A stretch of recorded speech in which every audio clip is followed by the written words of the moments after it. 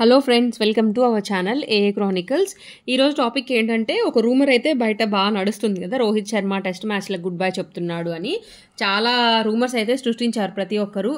అదే test మ్యాచ్లకి retirement ఇస్తున్నాడని ప్రచారం పుట్టించారు కదా.